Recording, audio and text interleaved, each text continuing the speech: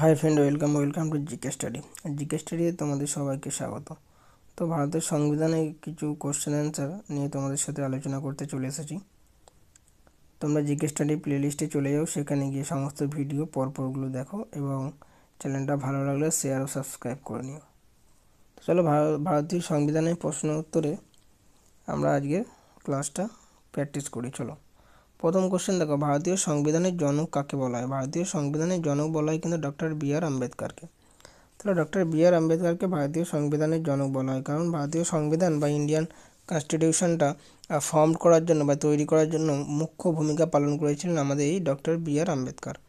ঠিক আছে, আর এই ডক্টর বি.আর. আম্বেদকরের সাথে আমাদের মহাত্মা গান্ধীর একটা চুক্তি হয়েছিল, পুরনো চুক্তি, সেটা হচ্ছে 1932 সালে। পরের কোশ্চেনে আমরা চলে যাই, গণপরিষদের তৃতীয় অধিবেশন কত সালে অনুষ্ঠিত হয়? গণপরিষদের তৃতীয় অধিবেশন 1947 সালে 28শে এপ্রিল অনুষ্ঠিত হয়। তাহলে গণপরিষদের তৃতীয় অধিবেশন কত সালে অনুষ্ঠিত হয়? না, 1947 সালে 28শে এপ্রিল। এবং গণপরিষদের চতুর্থ অধিবেশন কিন্তু অনুষ্ঠিত হয় 1947 সালের কত না 14ই জুলাই। তাহলে গণপরিষদের তৃতীয় অধিবেশন হয়েছিল 1947 সালে 28শে এপ্রিল এবং গণপরিষদের চতুর্থ অধিবেশন হয়েছিল 1947 সালের 14ই জুলাই। ঠিক আছে, ভারতীয় সংবিধানের ব্যাখ্যাকর্তা কাকে বলে? দেখো, ভারতীয় সংবিধানের ব্যাখ্যাকর্তা হচ্ছে আমাদের সুপ্রিম কোর্ট। দেখো, আমাদের ভারতীয় সংবিধানের যত আর্টিকেল আছে, আর্টিকেল মানে ধারা, পার্ট, শিডিউল, যত কিছু আছে সব কিছু কিন্তু ব্যাখ্যাকর্তা মানে ডিটেলসে ব্যাখ্যা কর্তা আমাদের কিন্তু ভারতীয় সংবিধানে হচ্ছে, সেটা হচ্ছে সুপ্রিম কোর্ট। ঠিক আছে, তো ভারতীয় সংবিধানের সম্বন্ধে কোনো কিছু ব্যাখ্যা করার জন্য বা কোনো কিছু প্রবলেম হলে আলটিমেট আমাদের সুপ্রিম কোর্ট সেটাকে ব্যাখ্যা করে থাকে। ঠিক আছে, ভারতীয় সংবিধানের কোন সংস্থা কর্তৃক গৃহীত ও রচিত হয়েছে? দেখো, ভারতীয় সংবিধান যেটা ইন্ডিয়ান কনস্টিটিউশন লেখা হয়েছে কিন্তু গণপরিষদ অর্থাৎ কনস্টিটিউশন অ্যাসেম্বলির দ্বারা। ঠিক আছে, তো ভারতীয় সংবিধান লিখতে প্রায় 3 বছরের মতো আমাদের টাইম লেগেছিল ভারতের সংবিধান লেখা। এটা হচ্ছে ওয়ার্ল্ডের সবথেকে মানে লার্জেস্ট রিটেন কনস্টিটিউশন। তো ভারতীয় সংবিধানের কোন সংস্থা কর্তৃক রচিত? সেটা হবে আমরা কিন্তু গণপরিষদ অর্থাৎ কনস্টিটিউশন অ্যাসেম্বলি কর্তৃক কিন্তু রচিত। ভারতীয় গণপরিষদের প্রথম সভাপতি কে ছিলেন? ভারতীয় গণপরিষদের প্রথম সভাপতি ছিল কিন্তু ডক্টর রাজেন্দ্র প্রসাদ। ভারতীয় সংবিধানের প্রথম সভাপতি ছিল কিন্তু ডক্টর রাজেন্দ্র প্রসাদ। অ্যাকচুয়ালি কোশ্চেনটা এরকম হওয়া উচিত, ভারতীয় গণপরিষদের প্রথম স্থায়ী সভাপতি কে ছিল? ভারতীয় গণপরিষদের প্রথম স্থায়ী সভাপতি ছিল কিন্তু ডক্টর রাজেন্দ্র প্রসাদ। এবং ভারতীয় সংবিধানের প্রথম সভাপতি ছিল কিন্তু আমাদের সচিনানন্দ সিনহা। সচিনানন্দ সিনহা কিন্তু অস্থায়ী সভাপতি ছিল। 9 ডিসেম্বর যখন ভারতীয় গণপরিষদ অর্থাৎ কনস্টিটিউশন অ্যাসেম্বলির যে মিটিংগুলো হয়, সেই মিটিং হচ্ছে 9 ডিসেম্বর প্রথম হয়েছিল। তো সেই 9 ডিসেম্বর প্রথম যখন হয়েছিল, সেখানে আমাদের কি টেম্পোরারি সভাপতি অর্থাৎ অস্থায়ী সভাপতি ছিল কিন্তু সচিনানন্দ সিনহা। এবং তার পরের ডেট অর্থাৎ 11ই ডিসেম্বরে যখন দ্বিতীয় অধিবেশন হয় গণপরিষদের, সেখানটায় ডক্টর রাজেন্দ্র প্রসাদ হচ্ছে আমাদের পার্মানেন্ট অর্থাৎ স্থায়ী সভাপতি হয়েছিল।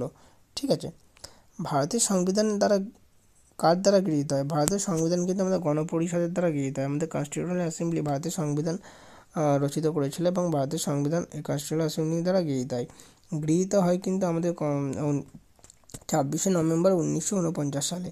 এবং এই কনস্টিটিউশন কার্যকরী হয় কিন্তু 26শে জানুয়ারি 1950 সালে। তাহলে দুটো ভুলাবে না, গৃহীত হয়, সংবিধান গৃহীত হয় কিন্তু 26শে নভেম্বর 1949, ঠিক আছে, 1949। আর কার্যকর মানে কাজ চালু হয় 26শে জানুয়ারি 1950 সালে। ঠিক আছে, গণপরিষদে কতজন সভাপতি কংগ্রেস সভাপতি ছিল? দেখো, গণপরিষদ বা কনস্টিটিউশন যখন আমাদের তৈরি হয়, তা সেই কনস্টিটিউশন তো অনেক সভাপতি ছিল। তো গণপরিষদে সেই কংগ্রেস সভাপতি ছিল কিন্তু 208 জন এবং মুসলিম লীগ বা মুসলিম লীগের সভাপতি ছিল কিন্তু 73 জন। ঠিক আছে, তাহলে এই যে কংগ্রেস সভাপতি মানে কংগ্রেসদের মেম্বার ছিল 208 জন এবং গণপরিষদে মুসলিম লীগের সভাপতি ছিল 73 জন। আচ্ছা, কংগ্রেস আমাদের কংগ্রেস আইএনসি অর্থাৎ ভারতীয় জাতীয় কংগ্রেস তৈরি হয়েছিল 1885 সালে। ঠিক আছে, ও হিউম তৈরি করেছিলেন, অ্যালান অক্টাভিয়ান হিউম। আর আমাদের মুসলিম লীগ স্টাবলিশড হয়েছিল 1906 সালে। কত সালে? 1906 সালে। ঠিক আছে, যেখানে আগা খান, সলিমুল্লাহ এরা কিন্তু মুসলিম লীগ স্থাপন করেছিল কোথায়? ঢাকাতে। আর জাতীয় কংগ্রেস স্টাবলিশড হয়েছিল কিন্তু আমাদের বোম্বেতে। বোঝা গেল? তাহলে গণপরিষদে জাতীয় কংগ্রেসের সদস্য ছিল 208 জন এবং গণপরিষদে মুসলিম লীগের সদস্য ছিল 73 জন। এবার টোটাল গণপরিষদের নির্বাচিত সদস্য মেম্বার ছিল কিন্তু 296 জন।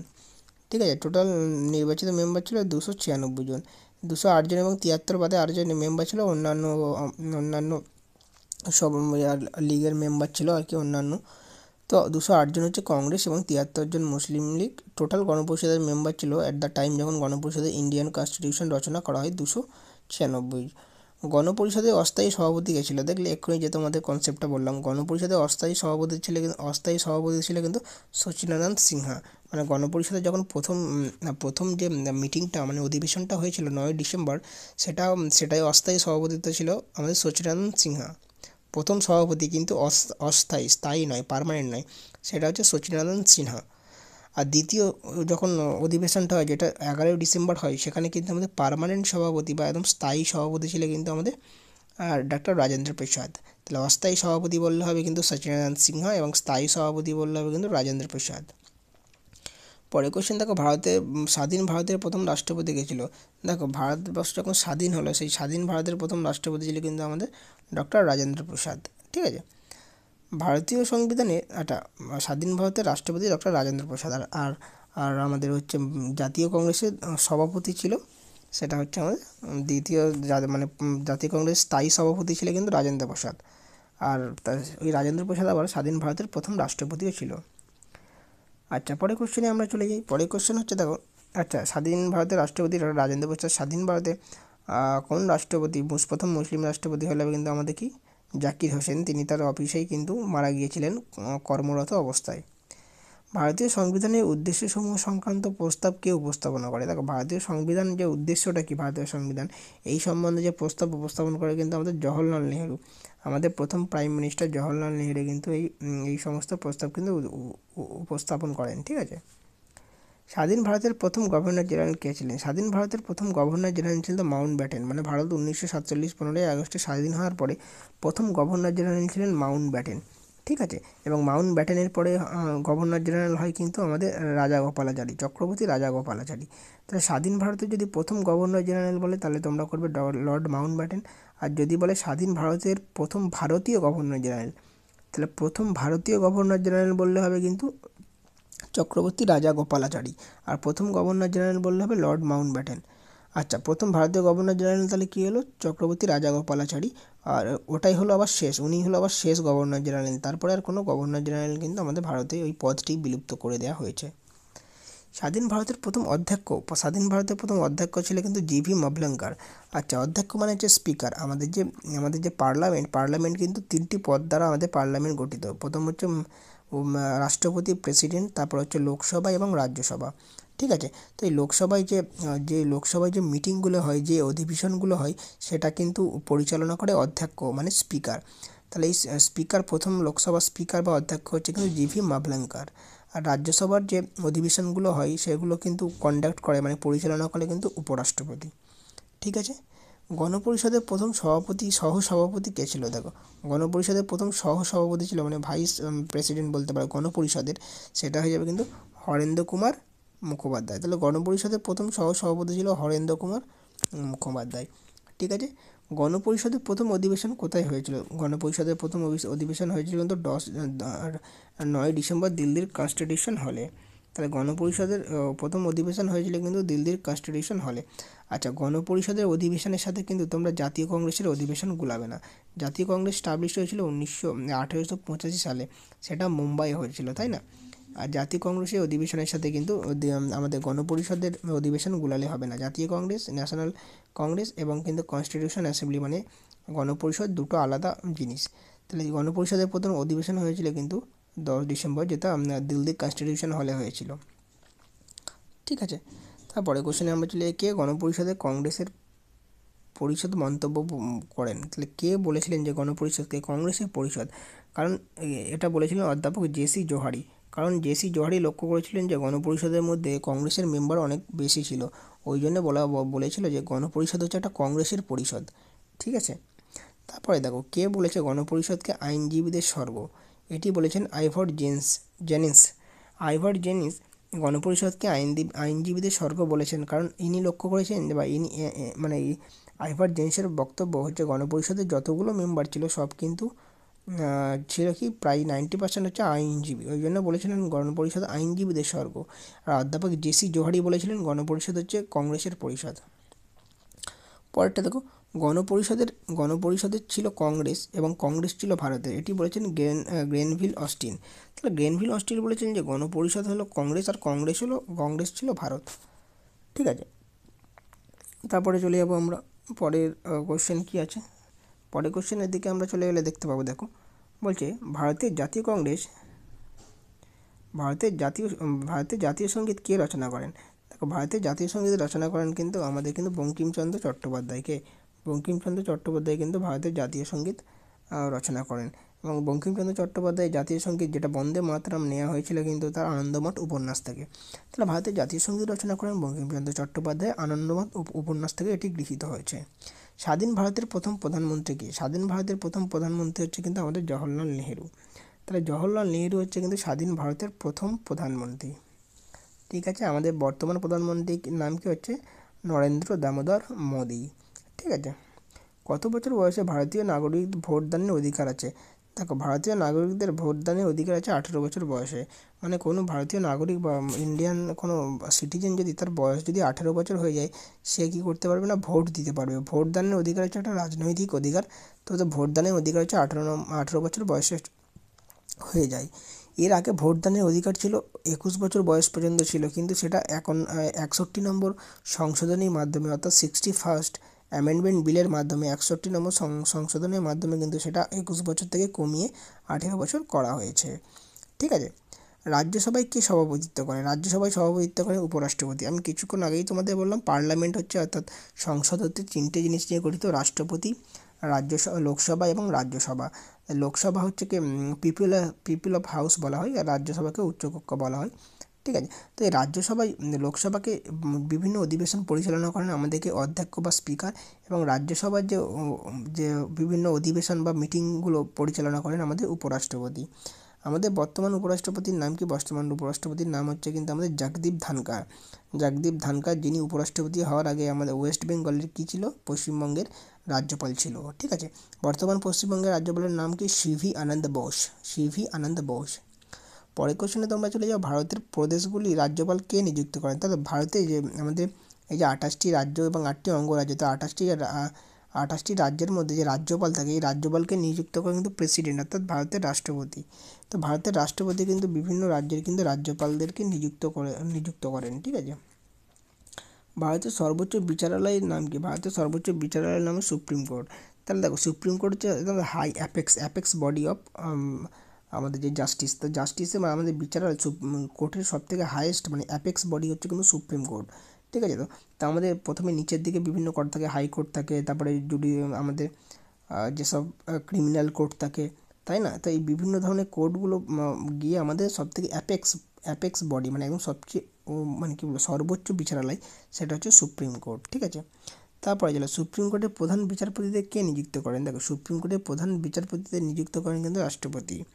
সুপ্রিম কোর্টের প্রধান বিচারপতিদের নিযুক্ত করেন কিন্তু রাষ্ট্রপতি। ঠিক আছে, তো এই সুপ্রিম কোর্টের প্রথম প্রধান বিচারপতি কে ছিলেন? হরিলাল কানাইয়া। হরিলাল কানাইয়া হচ্ছে আমাদের সুপ্রিম কোর্টের প্রধান বিচারপতি ছিল। আরেকটি কোশ্চেন বারবার বিভিন্ন এক্সামে আসে যে সুপ্রিম কোর্টের প্রথম মহিলা বিচারপতি কে ছিল? প্রথম মহিলা বিচারপতি সেটা হয়ে যাবে কিন্তু আমাদের ফাতিমা বিবি। ঠিক আছে, তিনি সুপ্রিম কোর্টের প্রধান বিচারপতি ছিলেন, কিছুদিন আগে মারা গিয়েছেন ওই মহিলা। তো সুপ্রিম কোর্টের প্রধান বিচারপতি নিযুক্ত করে থাকেন রাষ্ট্রপতি, আর প্রথম সুপ্রিম কোর্টের প্রধান বিচারপতি চিফ জাস্টিস অফ ইন্ডিয়া হচ্ছে হরিলাল কানাইয়া। আর প্রথম বিচারপতি যদি বলে তাহলে হয়ে যাবে ফাতিমা বিবি।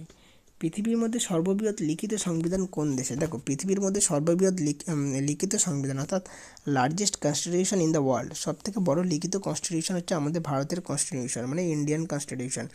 এটি রচনা করতে প্রায় 3 বছর লেগে গিয়েছিল। ঠিক আছে, হাইকোর্টের বিচারপতি ও প্রধান বিচারপতিদের কে নিযুক্ত করে? হাইকোর্টের যে আমাদের চিফ জাস্টিস অফ হাইকোর্ট এবং প্রধান বিচারপতিদের কিন্তু নিযুক্ত করেন হচ্ছে রাষ্ট্রপতি। প্রেসিডেন্ট কিন্তু আমাদের হাইকোর্টের বিচারপতি এবং প্রধান বিচারপতিদেরকেও নিযুক্ত করেন। সুপ্রিম কোর্টের প্রধান বিচারপতিদেরকে যেমন নিযুক্ত করেন, তেমন হাইকোর্টের প্রধান বিচারপতিদের নিযুক্ত করেন কিন্তু আমাদের প্রেসিডেন্ট। ঠিক আছে, লোকসভার সদস্য হওয়ার জন্য প্রার্থীর বয়স কমপক্ষে কত হওয়া প্রয়োজন?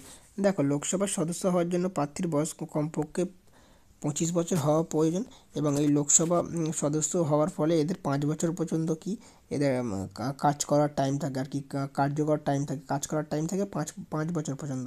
আর মিনিমাম মেম্বার হওয়ার জন্য মিনিমাম বয়স কিন্তু 25 বছর হতে হয়। রাজ্যসভার ক্ষেত্রে ঠিক উল্টোটা, রাজ্যসভার মিনিমাম বয়স হওয়া দরকার প্রার্থীর কমপক্ষে 30 বছর বয়স। আর এবং রাজ্যসভার কার্যকর মানে মেম্বারদের কার্যকর টাইম হচ্ছে 6 বছর, তারা 6 বছর সার্ভিস করতে পারে এবং প্রতি 2 বছর অন্তর অন্তর কিন্তু মেম্বাররা কি রিটায়ার হতে থাকে। লোকসভা যেমন ডিসলভ হয়ে যায়, মানে কোনো সরকার যদি পতন ঘটে তাহলে সেই লোকসভা ডিসলভ হয়ে যায়, মানে লোকসভা বিলুপ্ত হয়ে যায়, কিন্তু রাজ্যসভা কোনো দিন বিলুপ্ত হয় না, রাজ্যসভা ডিসলভ হয় না, ঠিক আছে। চলো আমরা পরের কোশ্চেনে চলে যাই। পরের কোশ্চেন বলেছে ভারতের সংবিধানে কোন অংশে সংবিধানের ব্যাখ্যার কথা বলা আছে। দেখো ভারতের সংবিধানের ব্যাখ্যার কথা বলা হচ্ছে প্রস্তাবনার মধ্যে। প্রস্তাবনার মধ্যে কিন্তু সংবিধানের ব্যাখ্যার কথা সংবিধানের ব্যাখ্যার কথা বলা হয়েছে। ভারতীয় পঞ্চায়েত রাজ কত সালে শুরু হয়। দেখো ভারতের পঞ্চায়েত রাজ মানে পঞ্চায়েত ব্যবস্থা চালু হয় 1959 সালে। প্রথম চালু হয় রাজস্থানের নগৌর বলে একটা গ্রাম বা এলাকা বলতে পারো। তো রাজস্থানের নগৌর এলাকাতে কিন্তু ভারতের প্রথম পঞ্চায়েত রাজ ব্যবস্থা চালু হয়, ঠিক আছে, যেটি চালু করেন ডক্টর জওহরলাল নেহরু, আমাদের প্রথম প্রধানমন্ত্রী কিন্তু এই ভারতীয় পঞ্চায়েত ব্যবস্থা চালু করে 1959 সালে রাজস্থানের নাগৌর থেকে। আর প্রথম পঞ্চায়েত ভোট যদি আমরা বলে থাকি তাহলে প্রথম পঞ্চায়েত ভোট হয়েছিল আমাদের পশ্চিমবঙ্গে ওয়েস্ট বেঙ্গলে 1972 সালে, ঠিক আছে। তারপরে দেখো ভারতীয় সংবিধানের প্রথম সংশোধন আইন কত সালে হয়েছিল। অর্থাৎ ভারতীয় সংবিধান রচনা হওয়ার পরে যখন আমাদের সংবিধান সংশোধন হয়েছিল, অ্যামেন্ড হয়েছিল, প্রথম সংবিধান সংশোধন বা অ্যামেন্ড হয়েছিল 1951 সালে। কত সালে? 1951 সালে। তারপরে দেখো পঞ্চায়েত ব্যবস্থার সর্বোচ্চ স্তর কোনটি। পঞ্চায়েত ব্যবস্থার সর্বোচ্চ স্তর হচ্ছে জেলা পরিষদ। অর্থাৎ আমাদের পঞ্চায়েত ব্যবস্থা হচ্ছে ত্রিস্তরীয় পঞ্চায়েত ব্যবস্থা, মানে 3টে লেভেল আছে, 3টে স্তর আছে, ঠিক আছে। প্রথম হচ্ছে পঞ্চায়েত লেভেল মানে গ্রাম লেভেলে, তারপরে হচ্ছে পঞ্চায়েত সমিতি মানে হচ্ছে ব্লক লেভেলে, তারপর হচ্ছে জেলা পরিষদ মানে ডিস্ট্রিক্ট লেভেলে বা জেলা লেভেলে। তাহলে গ্রাম্য লেভেলটা হচ্ছে সবার প্রাথমিক, ঠিক আছে, যেটা পঞ্চায়েত। তারপরে পঞ্চায়েত সমিতি হচ্ছে ব্লক লেভেলে, ঠিক আছে। তারপরে আছে কিন্তু জেলা পরিষদ সব থেকে ওপরে আছে ডিস্ট্রিক্ট লেভেলে। তাহলে পঞ্চায়েত ব্যবস্থার সবচেয়ে ওপরের স্তর হচ্ছে জেলা পরিষদ। ভারতীয় গণপরিষদ গঠিত হয় কত সালে। আমি বললাম ভারতীয় গণপরিষদ গঠিত হয় কিন্তু 1946 সালের 9 ডিসেম্বর। প্রথম যে দিল্লির কনস্টিটিউশন হলে ভারতীয় কনস্টিটিউশন অ্যাসেম্বলির প্রথম মিটিং হয়েছিল 1946 সালের 9 ডিসেম্বর, যেখানে কিন্তু অস্থায়ী সভাপতিত্ব ছিল সচিদানন্দ সিনহা। এবং 1946 সালের 11 ডিসেম্বর দ্বিতীয় অধিবেশনে স্থায়ী সভাপতিত্ব ছিল কিন্তু রাজেন্দ্র প্রসাদ। তাহলে ভারতীয় গণপরিষদ গঠিত হয় 1946 সালে, ঠিক আছে। ভারতীয় সংবিধানে কতগুলি মৌলিক অধিকার আছে, মানে ফান্ডামেন্টাল রাইট অফ কনস্টিটিউশন। তাহলে ভারতীয় সংবিধানে টোটাল 6টি মৌলিক অধিকার আছে, ঠিক আছে। আমরা এই মৌলিক অধিকার সম্বন্ধেও বিভিন্ন ক্লাস তোমাদের দিয়ে থাকবো, অসুবিধা নেই, পরে আরও ক্লাস পেয়ে যাবে। তাহলে ভারতীয় সংবিধানে কতগুলি মৌলিক অধিকার আছে? মৌলিক অধিকার আছে কিন্তু 6টি, ঠিক আছে। রাজ্যসভায় নির্বাচিত সদস্যদের কার্যকাল কত? আমি কিছুক্ষণ আগেই বললাম লোকসভাতে নির্বাচিত সদস্যদের কার্যকাল মানে কাজ করার টাইম পিরিয়ড হচ্ছে কিন্তু 5 বছর। কত? 5 বছর। এবং রাজ্যসভায় যারা আছে তাদের কাজ করার টাইম পিরিয়ড হচ্ছে কিন্তু 6 বছর, ঠিক আছে।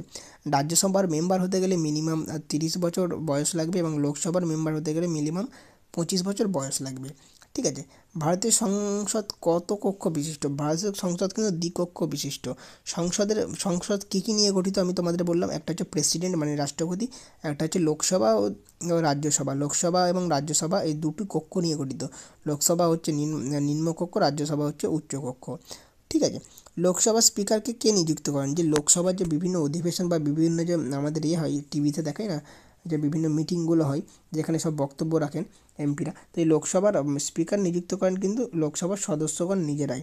তাই লোকসভার স্পিকার কে নিযুক্ত করেন? লোকসভার সদস্যগণ, তারাই কিন্তু তাদের মাধ্যমে নির্বাচিত হয়ে কিন্তু লোকসভার স্পিকার হয়। তার প্রথম লোকসভার স্পিকারকে আমাদের কিন্তু জেভি মাভলাঙ্কার ছিল, ঠিক আছে। দেখো পঞ্চায়েত কার্যনির্বাহী মানে পঞ্চায়েত লেভেলে যত ধরনের কাজ হয় বা যত ধরনের কার্যনির্বাহ কিন্তু হয়ে থাকে কে? বিডিও কিন্তু কাজগুলো পরিচালনা করে। তাহলে পঞ্চায়েতে কার্যনির্বাহ আধিকারিক মানে যে আধিকারিক যে অফিসার সে কিন্তু বিডিও। পঞ্চায়েত লেভেলে যে অফিসার হাইয়েস্ট অফিসার সে হচ্ছে কিন্তু কে? বিডিও, ঠিক আছে। পরের কোশ্চেনে আমরা চলে যাবো ভোট দানের অধিকার কী ধরনের অধিকার। আমি তোমাদের বললাম ভোট দেওয়ার অধিকার কিন্তু একটা রাজনৈতিক অধিকার। এটা যে কি? একটা হচ্ছে রাজনৈতিক অধিকার, ঠিক আছে। ভোট দানের অধিকার হচ্ছে রাজনৈতিক অধিকার।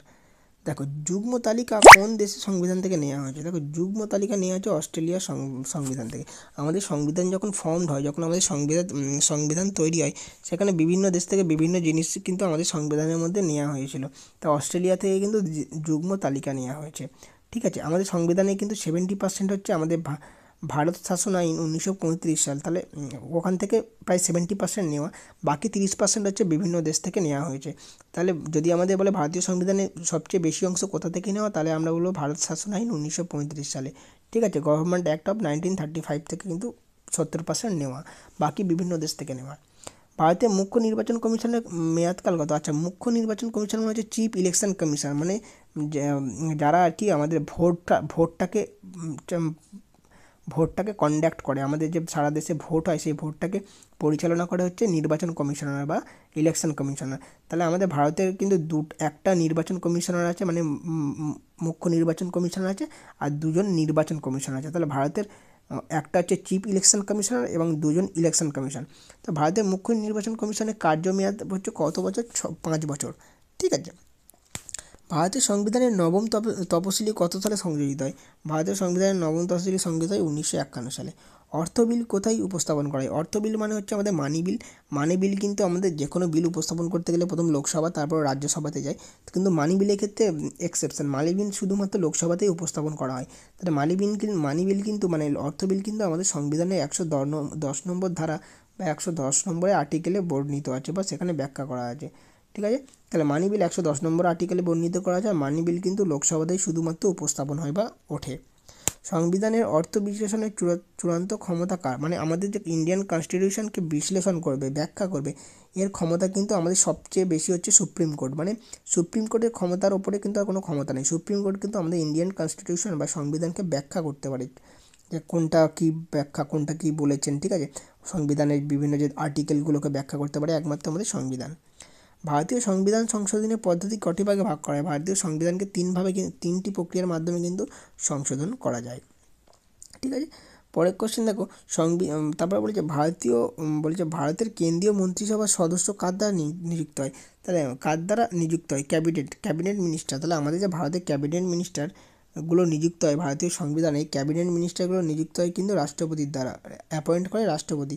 কিন্তু আমার প্রধানমন্ত্রীদের কিন্তু লাগবে, প্রধানমন্ত্রীর পর্যালোচনা বা প্রধানমন্ত্রীর পরামর্শে কিন্তু আমাদের নিযুক্ত হয়। এই মন্ত্রীগুলো কিন্তু নিযুক্ত করে আমাদের প্রেসিডেন্ট, মানে হচ্ছে আমাদের রাষ্ট্রপতি, কিন্তু প্রধানমন্ত্রী কী লাগবে? প্রধানমন্ত্রীর পরামর্শ লাগবে।